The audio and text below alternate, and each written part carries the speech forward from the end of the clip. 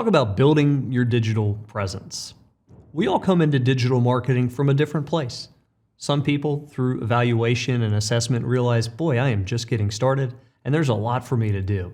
Other people have been at it for a decade now or more, and are looking more for refinement, expansion, and new creative ideas. Regardless, we're all still in a building phase. Now, there are 5 components to an elite digital presence for financial professionals. We're going to walk through those 5 components today. They include websites, content, social networks, email marketing, and paid marketing. Between these 5, we can reach and engage affluent people in our area like never before when traditional marketing was the norm. Digital marketing allows us to reach people, allows us to place ourselves in literally the palm of their hand, in their smartphones with relative ease. So let's dive into it. Your website is the hub of your digital presence. It's your foundation. It's where you're driving traffic from Google. It's where you're sending traffic from your newsletter. It's where you're directing people from your post on social networks. In other words, a lot of people are seeing your website, and let's make sure that it reflects you as an elite professional. It used to be that you could build a new website every 5, 6, 7 years maybe, and that was sufficient. Nowadays, they've got to remain fresh. It's a constant evolution. So let's walk through today some different aspects that make your website come alive. First of all, the first impression on the homepage. When someone arrives at your homepage, the 5-second test says, should they know what you do, who you serve? Is that evident right now on your homepage? Your team profiles. It's not strange if you were to look at the Google Analytics that your team profile pages, your individual bios and about us, get more traffic than many of the other pages on your site. Let's make sure they're well written. Every website needs to describe the services that you offer. Are you making a compelling case that what you offer aligns with the needs of your potential clients? The ideal client profile section helps people understand your niche, your client requirements, who you serve best. From a branding standpoint, let's make sure that you've got a great, clear, high-resolution logo. Your color scheme matches your social channels. Your fonts match your brand guidelines. All of these little things matter. From a mobile and cross-browser compatibility standpoint, we don't all use the same browser. We all have different types of devices. It's really important that we check across all of these devices to make sure that the website's functional. From a navigation standpoint, sometimes less is more.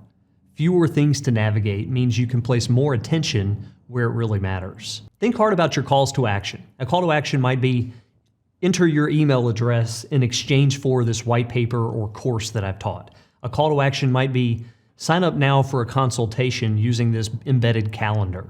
Either way, you want it to be clear. You don't want too many of them, but you want it to really grab the user's attention. Contact information is one of the most important things to add to your site. It could be in the footer. It could be on the Contact Us page. It needs to be super simple for people to reach out when they need something. The same with automatic calendaring. There are plenty of tools out there that exist that can be embedded in your website to where if somebody wants to schedule an appointment with you, it's as simple as getting onto your calendar, which is updated in real time. Now, across every aspect of your digital presence, you've got some decisions to make in terms of what you personally are going to do or someone on your team is going to do versus what you might need to outsource. From a website standpoint, on an ongoing basis, you want to make sure you have the ability to add new content. So new articles, videos, and podcasts. You want to have the responsibility of responding to the contact forms if anyone submits one, and to review the metrics.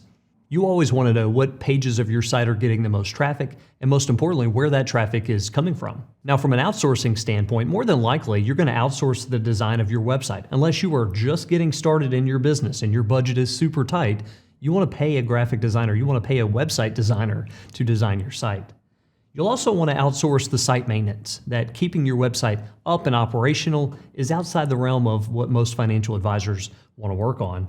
And finally, the professional photography and videography are things you'll want to lean on some outsiders for help. This is often the biggest demarcation between a template and a very basic website versus a website that is very good. It's the photography and videography. So as you think about your current website, it helps to get outside opinions. Ask your clients for insight on your website. Do they like it? Is it easy to navigate? What would they change? Ask your team members, ask your family members. By getting different perspectives, we end up with a clearer path forward. Let's shift gears and talk about content. Content is thought leadership. Thought leadership is content. The more articles, the more videos, the more podcasts that you put out, the more magnetic you become for opportunities. This is the game that we're playing. We want everybody in the area to know who you are, that you provide great services, that you're intelligent, that you're likable, and we get these points across through well-crafted content. Now, this is more challenging than using other people's content and simply resharing it on your pages, but it's also infinitely better. It used to be that you could be brought up in front of an audience as a best practitioner on social media by simply having accounts. Then it became, well, are you posting? And people would post, and all of a sudden they were seen as thought leaders on social networks. Nowadays, it's people who are putting forth their own face, their own voice, their own ideas. These are the thought leaders of today. Now, you've got some options out there. Whether it is videos, articles, or podcast, you could do any combination of these and have success, so long as it's your voice that's part of it. So if you're naturally a good writer and you enjoy writing, write articles. That's great. If you think video might be a good choice for you, start there. Videos get more engagement online than any other type of content. And finally, podcasts might seem like they're more complicated, might seem like they're more difficult, but when you do a podcast, you can have your notes in front of you. There's no obligation to be on video, and you can be well prepared to deliver a compelling podcast. Now, the key here is think about a series, not one-offs. So if you're thinking about a series of videos, you're thinking short form videos that are done maybe 2 to 3, 4 times a month. Nothing over the top, but we're talking a series, not individual. The same with articles, the same with podcast. Think about a creative name like Mike's Money Minute, something that captures the essence of what you're delivering. We call this type of content cornerstone content because it feeds everything else that you're doing. These core pieces of content are distributed across your social platforms, on your website, in your newsletter, anywhere and everywhere. Now, the key here is you're using one idea to influence so many more people than you would one-to-one. So one-to-one, you're speaking with clients, you're sharing advice, you're learning from them, they're learning from you. When we capture that, let's say on video, we're then able to distribute it and impact so many more people. That's the power of content. Now again, we might be wondering, which parts of this do we do ourselves and which parts of this do we outsource? Your role is to plan for your content in advance. If you're doing a video series, for example, think months in advance about the topics that you'll want to cover. It gives you time to source ideas, to make thorough notes so that you're well prepared when it comes time to shoot. Number 2, script and practice. That's still on you, right? You want to make sure that what you put forth on video or put forth on audio or in print seems really polished and professional. It takes a little bit of practice to get there. And finally, you are the talent, right? You don't want to outsource the talent piece of this. You want to be the one on camera. You want to be the one writing, and that's right within your wheelhouse. The parts you outsource might be the editing, right? Most of you out there aren't videographers. You don't like or know how to go in and edit a video properly. Leverage someone else to do that. The same with content distribution. If you're not proficient at loading things onto your website, putting it out through social channels, there are outside companies who can do that exactly for you. Social networks offer an inexpensive and scalable way to reach clients, potential clients, centers of influence, really anybody out there who you see as valuable to your business. There are a wide variety of social platforms to choose from. Now, which are the best for financial professionals? First and foremost, we'd say Facebook. It's the world's largest and most active social network. Its unique benefit is that you and your clients, if used properly, can learn a lot about each other on the platform. So you might post pictures of things happening around the office, things that are happening in your life. They get a chance to learn about you, and vice versa. You, in between appointments, are learning what's happening in their lives. LinkedIn is valuable for a different reason. It's the world's largest business platform. It enables you to search for potential clients and to find pathways for introductions. It's also a helpful platform for you to showcase thought leadership. By posting videos, articles, and podcasts on LinkedIn, other people can learn from you. And finally, Twitter is a great option. Helps you stay up to date on the latest industry trends and developments, positions you as being fairly tech savvy, and gives you some real-time interactions with clients and potential clients. Ideally, on all of these networks, you've got a blend of both personal and business content. It used to be that on LinkedIn, it was somewhat forbidden, or at least frowned upon, to post more personal pictures or videos, things happening in your life, whereas now that type of content thrives. As you think about, as you're scrolling through your news feed on Facebook or on LinkedIn, are you stopping at things that or charts and graphs more so, or pictures of people that you know. That's what we stop at. That's what we engage with. That's what we want to see. So as you're planning your own content, think about it from a user standpoint. What do you like to engage with on these networks? We've given you in the worksheet different types of posts to consider. Everything from quote cards and info cards, simple graphics that might have a quote from one of your team members or a statistic that you think people will find relevant, the holiday posts to updates on employees, culture builders for your firm, event announcements, articles. There's so many different types of posts that are available, but we want to make sure we plan them well in advance. By creating a calendar that says 2 to 3 times per week, we're going to be posting. Here's going to be the content mix. We're going to be more organized and put forth better content. Now, again, we've got to decide what you're going to do personally versus what you're going to outsource. Your role is going to be contributing post ideas. As the financial professional, you're having the interactions with clients. You know what's popular right now. You know what information people need to hear. You've got to be a part of the content discussions.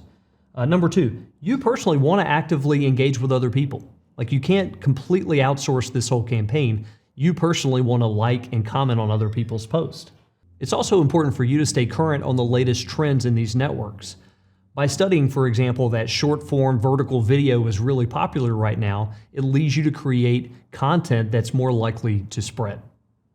Now, what you would outsource might be graphic design.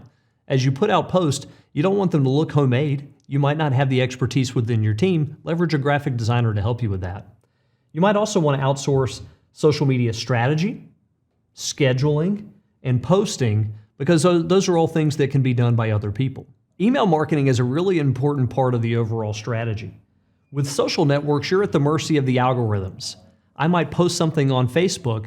Facebook then decides how widely that post will be shared. With an email newsletter, I own the database. I decide who sees what and with what frequency. Now, I don't want to overdo that by oversending and having people unsubscribe, but if I'm thinking about a good newsletter once a month, it's a great way for me to engage with clients and potential clients, some of whom may not be ready to engage with me right now, but who I benefit staying in front of through a good email newsletter. Now, when I say a good email newsletter, here are a few tips on making that happen. Number 1, double down on handcrafted content. This has got to be the star of the show when it comes to your newsletter. Again, articles, videos, podcasts, things that you had a hand in creating. Second, highlight the people closest to your brand. It could be you, could be a team member, could be a client, could be a center of influence. We enjoy reading and learning about other people. So maybe that's a new team member that got a designation. Maybe it's a longtime center of influence, maybe an accountant you've partnered with who's now retiring. How can we highlight other people to make this newsletter a lot more interesting? In terms of cadence, send it once a month. I think that's plenty. If you end up having a lot of content, let's say that you're putting forth much more regular video or articles, maybe you'll want to up the frequency of the newsletter, but once a month is a great start. The design does matter. So as you're thinking about how this ties everything together, you want the design of your newsletter to match the designs on your social profiles, the design of your website. It all needs to be cohesive. Your email subject line is really important. People often get dozens, if not hundreds, of emails every day, and your subject line gives them a hint as to whether or not they want to open your email. So let's make it a little less dry, a little less boring than the standard financial newsletter. And finally, focus on gaining subscribers. Every single day, every single week, you want to be adding people to the newsletter. Some of this comes through word of mouth, that you tell clients, hey, make sure you've subscribed to the newsletter. You tell prospects and centers of influence the same thing. And others happen through lead forms on your website, that as people sign up to download a white paper, for example, they're also put into your newsletter list. One subscriber at a time, you're building a big and powerful list. Now again, let's decide what you're going to do yourself versus what you'll outsource. Creating content to be leveraged in the newsletter is part of your job, right? Again, articles, videos, podcast. The personalized text in the newsletter is important. Oftentimes people will have a lead-in, an opening paragraph, if you will, that is completely and obviously written by the financial advisor. Right out of the gate, you're letting them know this has been personalized. I've put my stamp on this. And finally, you want to show up in the photos and videos, right? You've got to be part of that quote-unquote talent. The parts that you'll want to outsource: template design. Again, graphic design, probably not your strength. Have someone else contribute there. Copy editing. You want to make sure if someone's entrusting you with their money that they see you as somewhat obsessed with details, right? Not likely to let things fall through the cracks. That includes the editing of your newsletter. And finally, sending and tracking. Regardless of what system you use, it might seem simple, but there are some intricacies involved in sending and tracking newsletters the right way. Last up, let's talk about paid marketing. Paid marketing is how you extend your reach. The networks are notoriously stingy when it comes to sharing your post. For example, on Facebook, the organic reach right now is about 5%. So roughly 5% of those who follow your page are seeing your content. That's not a lot of people, right? If you're putting effort into creating videos or articles, for example, you want to make sure these things are seen. You don't want to leave it to the mercy of the algorithms to decide whether or not people are going to see this content that you put a lot of effort into creating. So think about these ad strategies as it relates to LinkedIn and Facebook. LinkedIn and Facebook have very similar ad platforms. They allow you to create an ad, decide on an audience, and then pay to distribute it to that audience. So very different than what Google does, although Google is important as well. Within LinkedIn and Facebook, think about raising awareness about your practice and your capabilities. One post, one ad at a time, you're letting people know that, hey, we're really good at what we do. You should consider us. Use it to promote an upcoming webinar or recorded course.